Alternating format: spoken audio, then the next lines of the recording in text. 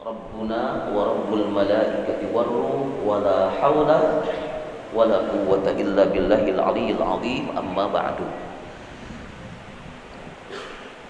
Tiada kata yang pantas kita ucap, kita untai di subuh hari yang cerah dan penuh berkah ini selain untaian syukur kepada Allah dengan kalimat alhamdulillah walhamdulillah summal hamdulillah. Allah kembali ringankan langkah kaki kita, Allah kembali mudahkan gerak tubuh kita untuk bersama-sama datang menuju rumah Allah, menunaikan kewajiban berupa sholat subuh berjemaah. Mudah-mudahan ibu, bapak, saya, kita semua termasuk orang-orang yang diberikan istiqamah dalam iman, istiqamah dalam Islam, hati kita senantiasa terpaut dengan tempat sujud. Amin ya rabbal alamin. Berangkat dari satu firman Allah di dalam Al-Qur'anul Karim, Bapak bisa buka di dalam surah Al-Baqarah ayat 200 dan 201. Di akhir surah Baqarah ayat 200 Allah Subhanahu wa taala sebutkan, bismillahirrahmanirrahim, wa minhum may yaqulu rabbana atina wa minhum may yaqulu rabbana atina fid dunya hasanatan wa fil akhirati hasanatan wa qina adzabannar. Di akhir ayat 200 dan di awal ayat 201 Allah Subhanahu wa taala menyebutkan tentang dua karakteristik manusia, dua sifat manusia. Sifat manusia yang pertama adalah wa minhum may yaqulu rabbana atina, yaitu orang-orang yang hanya berharap kepada Allah fid dunya, kebahagiaan di dunia, wa ma lahu fil akhirah, tapi tidak mengharapkan kebahagiaan di akhirat. Karakteristik manusia yang kedua adalah manusia wa minhum may yaqulu rabbana atina fid dunya hasanah wa fil akhirati hasanah wa qina adzab. Karakteristik manusia yang kedua adalah manusia yang bermohon kepada Allah agar diberikan keselamatan, kebahagiaan, kesentosaan fid dunya wal akhirah. Dua. Rasulullah SAW, Bapak Ibu jamaah sekalian, pernah punya kekhawatiran tentang kita umatnya, umat akhir zaman. Mari kita sama-sama renungkan Ibu Bapak. Apa yang Rasulullah SAW katakan, sayati ala ummati zamanun yuhibbunal khamsa wa yansawunal khamsa. Aku khawatir satu saat akan datang satu zaman kepada umatku di mana mereka akan cinta 5 perkara, mereka akan suka 5 perkara, tapi mereka lupakan, mereka abaikan 5 perkara. Apa perkara yang dicintai oleh umat baginda Rasul yang ini menjadi pertanda umat akhir zaman? Yang pertama, yuhibbunal akhirah, yuhibbunad dunya wa yansawunal akhirah. Akan datang satu zaman, kata baginda Rasul, di mana umatku mereka akan cinta dunia dan mereka akan lupa akhirat. Kalau orang sudah hubud dunia, cinta dunia, 1 kali 24 jam waktunya dihabiskan untuk ngurus perkara dunia. Dari mulai ia terjaga dari tempat tidurnya sampai ia kembali ke tempat tidurnya, yang diobrolin, yang dibicarakan hanyalah perkara-perkara dunia.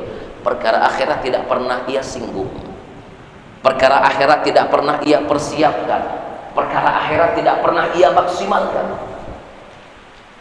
Cinta dunia, lupa akhirat. Bapak Ibu jemaah yang dimuliakan Allah Subhanahu wa taala, hamba-hamba Allah yang saleh. Kalau kita mau merenungkan, para ulama pernah memberikan catatan panjang tentang perjalanan hidup kita manusia di dunia. Perjalanan kita di dunia itu Ibu Bapak cukup panjang. Sebelum kita ke dunia, kita sudah transit dulu di mana? Di alam ruh dan di alam rahim. Di alam ruh, di alam rahim. Di rahim ibu kita. Di alam rahim ibu kita, kita tidak tahu bagaimana dunia ini. Kita tidak tahu kalau kita bakal dikeluarkan di alam dunia oleh Allah Subhanahu wa ta'ala. Andai kata di alam rahim itu ada makhluk yang punya tugas oleh Allah Subhanahu wa ta'ala buat bisikin ke telinga kita, Pak. Hai manusia, tempat kamu itu sebenarnya bukan di sini. Bukan, tapi tempat kamu itu di dunia. Tapi kan tidak ada ya, Pak. Ya.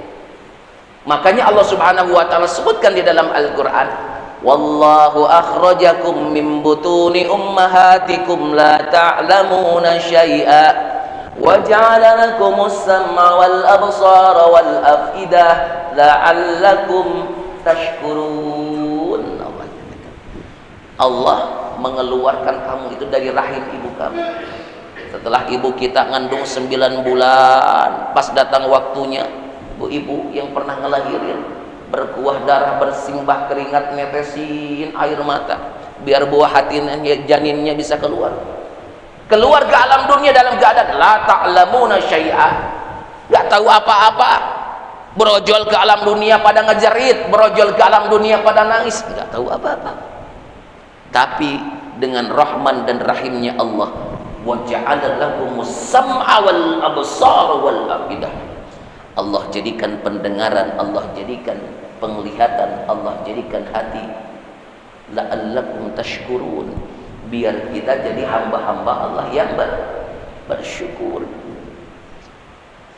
Keluar ke alam dunia, kita baru bilang ternyata alam rahim itu sempit, ternyata alam rahim itu kok kotor, alam rahim itu teramat sangat menjijikan.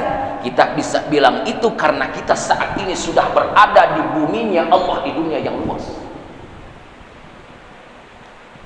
Tapi ketika kita sudah berada di bumi Allah, di dunia Allah yang luas, Allah kembali mengingatkan kita, wal akhiratu khairum wa abqa. Manusia, ingat kata Allah, kalau engkau hidup di dunia saat ini, selepas dunia akan ada satu kehidupan kekal abadi yang namanya akhirat. Wal akhiratu khair, akhirat itu lebih baik bagimu. Wa abqa, dan akhirat itu lebih kekal adanya. Diingatin kita sama Allah, ibu bapak. Tapi kadang kita berpaling dari peringatan Allah Subhanahu wa ta'ala. Golongan manusia yang pertama kata Nabi, yuhibbuna dunya wa yansawna akhirah.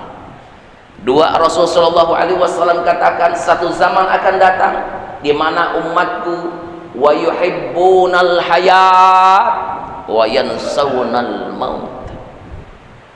Ia akan cinta dengan kehidupan, tapi ia akan lupa akan adanya kematian. Kullu nafsin dha'iqatul maut wa innama tuwaffawna ujurakum yawmal qiyamah faman zuhziha 'anil nar wa udkhilal jannah faqad faz wa mal hayatud dunya illa mata'ul ghurur. Yang bernyawa, kata Allah, bagian akan mati, akan ada endingnya, akan ada akhirnya, dan balasannya, ganjarannya disempurnakan oleh Allah Subhanahu wa ta'ala pada hari kiamat. Siapa orang yang dibebaskan, dijauhkan dari api neraka, kemudian dimasukkan ke dalam surganya Allah, maka dialah orang-orang yang beruntung, kata Allah. Allah menutup dengan wamal hayatud dunya illa mata'un ghurur. Hati-hati, warning, peringatan, kehidupan dunia ini adalah kesenangan yang memperdaya kita. Rasulullah Shallallahu Alaihi Wasallam di suatu kesempatan pernah diingatkan oleh malaikat Jibril.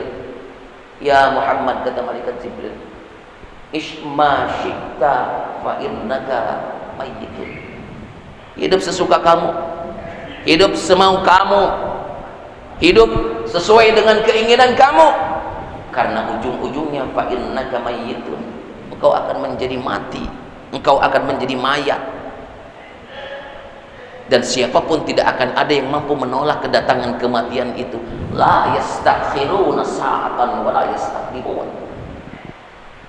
Gak ada yang bisa memajukan, gak ada yang bisa memundurkan kematian itu. Kalau memang datang masa waktunya tiba, maka setiap kita akan dihadapkan pada kematian itu, suka nggak suka, mau nggak mau, ridho nggak ridho. Tinggal persoalannya, kalau kematian itu datang jemput kita, kita mau mati dalam keadaan apa? Mau mati dalam keadaan mulia, ya berbuatlah, beramal sebagaimana akhlaknya orang-orang yang mulia. 2 hari yang lalu, Bapak Ibu, jagat maya dihebohkan dengan wafatnya seorang ustazah. Di mana? Di Masjid Al-Barakah Asy-Syafi'iyah. Pengajian rutin Kamis pagi setengah 8 ketika beliau sedang zikiran, saya nyimak apa yang sedang beliau baca, yaitu ayat kursi, Allahu la ilaha illa huwal hayyun. Akhir kehidupan yang indah,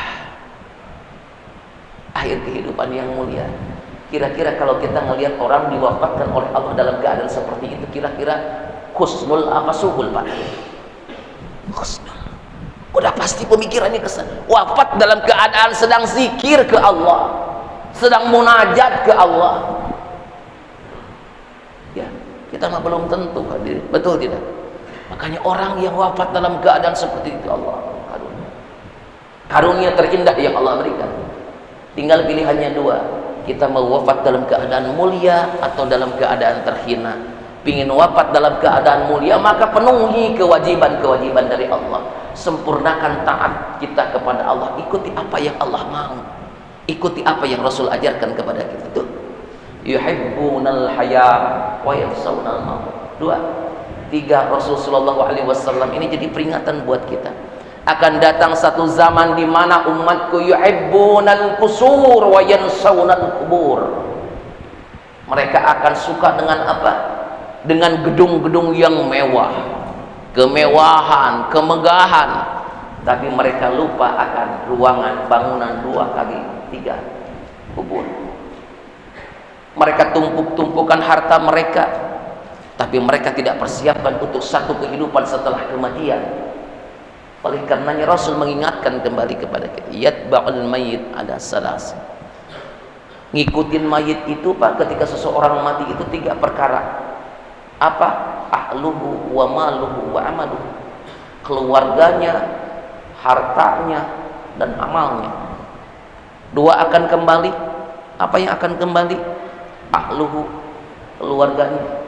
Istri yang kita sayang, Pak, jiran kita mati, kembali ke rumah. Anak yang kita timang-timang, anak yang kita cinta akan kembali ke rumah. Maluhu, harta kita, mobil yang mewah, mobil yang bagus, yang selama ini kita bangga-banggakan, bakal balik ke garasi, Pak. 2 tuh, bakal balik lagi kata Nabi. Tapi 1 yang bakal setia menemani apa? Amaluhu, amal-amal kita. Sudahlah, tumpukin amal kita, kumpulin amal kita yang banyak, cari keridhaan Allah. Ya, cari ridhonya Allah dengan berbekal. Sebaik-baiknya bekal adalah takwa kepada Allah. Wa tazawwadu fa inna khairaz zadi taqwa. Sudah bekal takwa, bekal taat kepada Allah Subhanahu wa taala. Tuh. Jadi peringatan golongan manusia yang ketiga, Nabi katakan yuhibbunal qusur wa yansawunal kubur. Lupa kubur. Ia selalu dihabiskan waktunya dilupakan dengan kemewahan dunia. Kilauan dunia membuat ia terpana, kilauan dunia membuat ia terpesona, akhirnya lupa kubur. Seolah-olah ia akan terus hidup selamanya, kekal abadi hidup di dunia. Hampir setiap hari orang tersebut berkendaraan dengan kendaraan mewah, lihat lewat ke Kober, liwat ke Menteng Pulo, cuma nengok ke kiri, oh itu kuburan ya, tanpa mengambil pelajaran. Kalau kemarin kita nguburin teman kita, nguburin tetangga kita, boleh jadi besok, lusa, minggu depan giliran kita. Saking apa? Saking cintanya dengan dunia, saking cintanya dengan kusur, kemegahan, ia sampai lupa akan adanya kubur. Ngelintas gak pernah menjadi pelajaran, gak pernah jadi isyarat. 3, hati-hati. 4, Rasulullah SAW katakan akan datang satu zaman di mana umatku yuhibbunal mal wa yansawunal hisab. Ia akan lebih cinta dengan harta benda dunia, tapi lupa dengan adanya hisab. Apa itu hisab? Perhitungan di hadapan Allah. La tazulu qadamahu 'abdin hatta yus'alu an arba'in. Tidaklah seseorang kelak di yaumul qiyamah berjalan terkecuali Allah bertanya kepadanya tentang 4 perkara. Salah satunya Allah bertanya tentang an malihi min aina tasabahu wa bima anfaqah. Bertanya tentang harta si fulan, ditanya oleh Allah, wahai fulan, hartamu dari mana? Hartamu dibelanjakan untuk apa? Kalau umur ditanya, usia ditanya, ilmu diamalin ditanya, giliran harta ditanya sama Allah, min aina tasabahu wa bima anfaqah. Nyarinya itu harta lewat jalan apa? Usaha apa, aktivitas apa, kemudian setelah engkau dapatkan, engkau pergunakan untuk apa? Engkau belanjakan untuk apa? Infak, sedekah, ngasih fakir miskin, anak yatim, atau hanya sekedar berhura-hura untuk memenuhi kesenangan syahwatmu? Ditanya sama Allah. Beruntung orang yang dikasih kelapangan harta sama Allah, itu harta dipergunakan untuk hal-hal yang baik. Merugilah orang-orang yang dikasih gelimang harta sama Allah tapi hartanya bikin ia lupa diri. Semakin banyak harta ia semakin bakhil, semakin banyak harta ia semakin kopet, semakin pelit. Semakin banyak harta semakin ia lalai dari Allah subhanahu wa ta'ala. Na'udzubillah summa na'udzubillah. Makanya kalau kita mau merenung, ibu bapak, rezeki yang murni jadi rezeki kita, ya, murni jadi rezeki buat kita 3. Satu, yang benar-benar jadi rezeki buat kita itu sesuatu yang sudah kita makan masuk ke perut kita, maaf, jadi kotoran. Itu rezeki kita, Pak. 2, sesuatu yang sudah kita pakai, ibu-ibu, baju, bekal ibadah, bekal sholat kepada Allah subhanahu wa ta'ala. Baju yang kita pakai sampai baju ini lusuh, baju ini robek, baju ini jelek, itu rezeki kita. Dan yang ketiga, rezeki kita itu apa? Sesuatu yang sudah kita amalin. Masuk Masjid Al-Atiq, masukin tromol. Masuk Masjid Al-Atiq, masukin goceng. Itu yang sesungguhnya jadi rezeki kita. Jadi infak, sedekah akan ada balasannya di akhirat. Selebihnya apa yang kita kumpulin, apa yang kita simpan, kita investasikan dalam bentuk apa, kita simpan di bank, itu jadi milik ahli waris. Catat baik, ibu-ibu. Hanya sekedar menjadi haknya ahli waris. Orang sudah wafat, nah sudah. Kan itu Nabi bilang. 2, kembali, hartanya kembali, mobil mewah, kesenangan bapaknya, sudah meninggal bapaknya, giliran untuk anak-anaknya, keturunannya, ahli warisnya. Masih mending kalau ahli warisnya ahli ibadah, ahli taat ke Allah. Hak warisnya ia enggak ambil semua. Oh, dulu teh bapak saya, teh ibu saya teh susah dapat ini harta benda tuh. Sekarang saya sebagai ahli warisnya tinggal duduk manis ongkang-ongkang nerima harta warisan. Hak saya enggak saya ambil semua, sebagian saya infakkan, saya sedekahkan atas nama ibu dan bapak saya. Hebat tuh anak soleh. Waladun shalihun yad'ulah. Jangan lantas mentang-mentang ini hak ahli waris diambil semua, nggak tahu bagaimana susah payahnya orang tua yang ngejemput rezeki itu. Ya, kalau ahli warisnya orang-orang yang soleh, amali buat ibu bapaknya yang sudah almarhum. Ya. Yang terjadi kalau urusan warisme, bagaimana Nabi katakan, umatku itu mereka akan lebih senang harta warisan ketimbang hartanya sendiri. Kalau hartanya sendiri diperoleh lewat apa?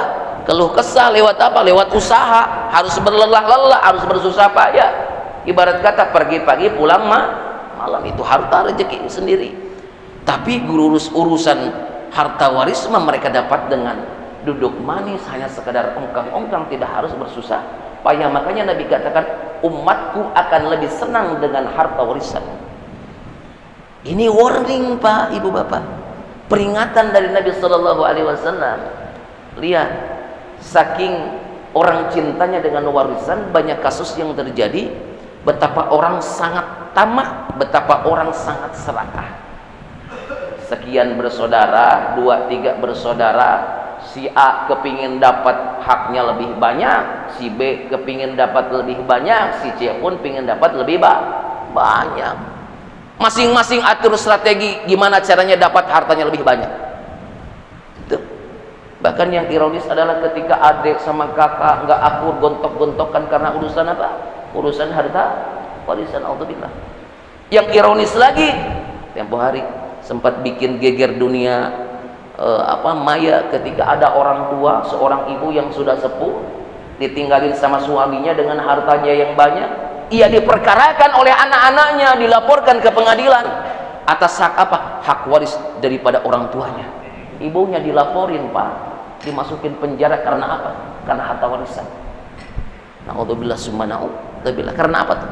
Saking hubbud dunia, saking cinta dengan harta, ia lupa akan adanya hisab. 1000 perak, hati-hati, akan ada perhitungannya di hadapan Allah. Jangan main-main Ibu Bapak ya. 1000 rupiah kalau sesuatu yang bukan menjadi milik kita akan ada perhitungannya di hadapan Allah. Ya. Itu yang keempat. Yang kelima, Nabi SAW katakan, ini jangan jadi bahan perenungan buat kita. Akan datang satu zaman di mana manusia yuhibbunal khalqa wa yansawnal khaliq. Ia akan lebih cinta kepada makhluk, tapi ia lupa kepada Khaliq. Suami lebih cinta dengan istrinya, ayah lebih cinta dengan anak-anaknya, istri lebih cinta dengan suaminya, seorang ibu lebih cinta dengan anak-anaknya ketimbang cintanya kepada Allah Subhanahu wa taala. Makanya berulang kali saya sampaikan kepada bapak, kepada ibu yang punya cucu semisal, punya cucu, saking sayangnya ke cucu, saking cintanya ke cucu, giliran waktu pengajian ya, ada taklim di masjid, di majelis taklim, giliran waktu taklim, waktu pengajian hadir saja Pak ya. Biarkan cucu kita kasih ke ibunya, ada yang lebih tanggung jawab ya. Jangan lantas kita ada saya cinta sama cucu saya, sayang sama cucu saya. Saya pikir itu satu cinta yang salah, yang keliru. Giliran menunaikan kewajiban dari Allah, perintah dari Allah, kewajiban dari Allah, penuhi saja dulu ya. Jangan sampai cintanya kita kepada anak kita, cintanya kita kepada perkara dunia membuat kita lalai kepada Allah. Allah sebutkan al-malu wal banuna zinatul hayatid dunia. Harta dan anak itu Pak, perhiasan dunia. Kita hidup di dunia nih Ibu Bapak, tugas kita ibadah kepada Allah, dikasih hiburan sama Allah. Hiburannya apa? Kelapangan rezeki, kelapangan harta, itu hiburan dari Allah. Kemudian apa? Anak keturunan kita habis capek beraktivitas, ada hiburan. Hiburan dari Allah tuh Pak, perhiasan dari Allah, keindahan dari Allah. Tapi Allah ngasih isyarat, la tulhikum amwalukum wala auladukum an dzikrillah. Orang-orang yang beriman disuruh oleh Allah, la tulhikum amwalukum, jangan hartamu, wala auladukum, dan anak keturunanmu membuat kamu lalai dari mengingat Allah. Sudah punya harta, lupa ke Allah yang ngasih harta. Sudah punya anak, lupa ke Allah yang ngasih anak ya. Siapa orang-orang yang karena hartanya, kata anaknya, kemudian dia lalai kepada Allah, lupa kepada Allah. Wa may yaf'al dzalika fa ulaika humul khasirun. Mereka itu orang-orang yang rugi di hadapan Allah. Mudah-mudahan ibu bapak saya, kita semua termasuk orang-orang yang beruntung di hadapan Allah, terjaga, terpelihara dari cinta-cinta yang dikatakan oleh Nabi Sallallahu Alaihi Wasallam, yang sesungguhnya kecintaan itu membuat kita tidak mendapatkan rahmat, tidak mendapatkan kasih sayang dari Allah Subhanahu wa taala. Berharap Allah Subhanahu wa taala mengokohkan iman, mengokohkan Islam di dalam hati kita. Sampai kapan? Sampai akhir hayat kita. Amin ya rabbal alamin. Wallahu a'lam bissawab. Al-Fatihah.